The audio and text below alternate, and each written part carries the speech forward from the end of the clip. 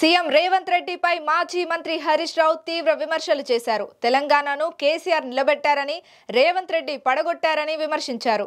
BC సభకు రాహుల్ గాంధీ ఢిల్లీలో ఉండి కూడా వెళ్లలేదని అన్నారు. విద్యార్థులపై పెట్టిన కేసులు డిప్యూటీ సీఎం ఉపసంహరించుకున్నారని చెప్పారు. అంటే రేవంత్ రెడ్డి తప్పుడు కేసులు పెట్టారని బట్టి విక్రమార్క చెప్పినట్టే కదా అని ప్రశ్నించారు. అంతా కూడా కేసీఆర్ వైపు చూస్తా ఉంది. ఏడాది అర్థంలో కుల్లం కుల్లా అయిపోయింది. పాలేందో నీళ్ళేందో తేలిపోయినాయి. 10 ఏళ్ల కేసీఆర్ పాలన ఎట్లుంది, ఏడాది అర్థం రేవంత్ రెడ్డి పాలన ఎట్లా ఉందో ప్రజలకు కుల్లం కుల్లా అర్థమైపోయింది. రేవంత్ రెడ్డి అన్ని మాటలే తప్ప చేతలు లేవు అని ఇలా కుల్లా అర్థమైపోయింది. ఏం చెప్పిండు ఆ రోజు? చెప్పింది ఒక్కటన్నా అమలైతుందా? మేము రాగానే ఎల్ఆర్ఎస్ ఫ్రీగా చేస్తాము, కేసీఆర్ గారు డబ్బులు లాగుతుండు అన్నాడు. ఇప్పుడు ఏం చేస్తుండు ఎల్ఆర్ఎస్? ముక్కు విండి ఇలా పేద ప్రజల దగ్గర ఎల్ఆర్ఎస్ డబ్బులు వసూలు చేస్తుండు. ఆ రోజు ఏమన్నాడు?